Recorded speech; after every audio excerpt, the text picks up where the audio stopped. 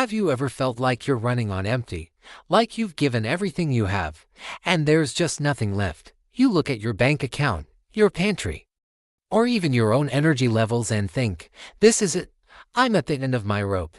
It's a scary, isolating feeling, and if you've been there, you know exactly what I mean. There's a powerful story from the past that speaks directly to this feeling. It's about a prophet named Elijah and a widow from a town called Zarephath. Picture this: a severe famine is ravaging the land. There's no rain, crops have failed, and people are starving. God tells Elijah to go to Zarephath, where a widow will provide for him. When Elijah arrives, he finds this woman gathering a few sticks. He asks her for a little water and a piece of bread. Her response is just heartbreaking. She says, "I don't have any bread, only a handful of flour in a jar and a little olive oil in a jug. I was just gathering a few sticks to take home and make a final meal for myself and my son, so that we can eat it and then die." Can you imagine her despair? She was preparing for her and her child's last meal. This wasn't just a bad day, this was rock bottom, and here comes a stranger, asking her to share the very last thing she has. But Elijah's response is fascinating. He doesn't say, "I'm so sorry. Never mind," instead, he says something that seems almost unreasonable. "Don't be afraid. Go home and do as you have said. But first, make a small loaf of bread for me from what you have and bring it to me, and then make something for yourself and your son." He then gives her a promise from God: the jar of flour will not be used up, and the jug of oil will not run dry until the day the Lord sends rain on the land. Now, put yourself in her shoes. A stranger is asking for your last bit of food, promising that some miracle will happen.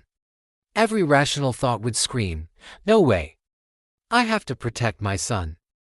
Her survival instinct, her motherly instinct, everything would be telling her to hold on to what little she had. But she does something incredible. She chooses to trust. She chooses faith over fear. She goes home, takes her last handful of flour and her last drops of oil, and bakes a small cake for Elijah first. She gave from her scarcity, not her abundance. She gave what she couldn't afford to lose. And what happens? The miracle unfolds, just as promised. The Bible tells us that her jar of flour was not used up and the jug of oil did not run dry. Day after day, she would go to the jar, and there would be enough flour. She would go to the jug, and there would be enough oil. Not an overflowing abundance, but enough for that day. Enough to sustain her, her son, and Elijah through the entire famine. So, what does this ancient story have to do with our lives today? Everything. First, it teaches us about provision in times of scarcity. The widow didn't get a warehouse full of flour and a tanker truck of oil. She got a daily supply. Often, when we're in a tough spot, we pray for a lottery win, a magic solution that solves everything at once. But more often than not, help comes just as we need it, one day at a time.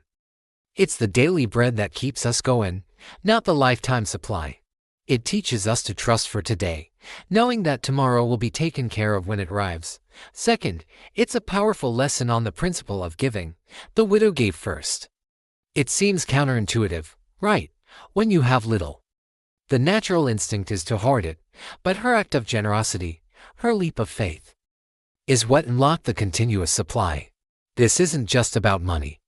It's about giving our time when we feel we have none. Giving a kind word when we're feeling drained. Offering help when we ourselves feel overwhelmed. Sometimes, the very act of giving, of looking beyond our own needs, is what opens the door for us to receive. It shifts our focus from our own lack to the potential for a miracle. And finally, this story is about choosing faith over fear. The widow's fear was completely logical. The situation was dire. But faith isn't the absence of fear, it's acting in spite of it. She heard the promise and chose to act on it, even when it made no sense. How many times do we let fear paralyze us? Fear of failure, fear of not having enough, fear of the unknown. This story encourages us to take that small, scary step of faith, to trust that even when we feel like we're at our end, there is a source of strength and provision that never runs dry. So next time you feel like you lay down to your last handful of flour and your last drop of oil, remember the widow of Zarephath. Remember that your breakthrough might not come as a sudden flood, but as a quiet, daily supply. Remember that an act of giving, even when it feels like a sacrifice, can open up channels of blessing you never imagined. And most importantly, remember to choose faith even when fear is screaming at you. Thanks for watching. If this story resonated with you, hit that like button and subscribe for more content that I hope will inspire and encourage you. See you in the next one.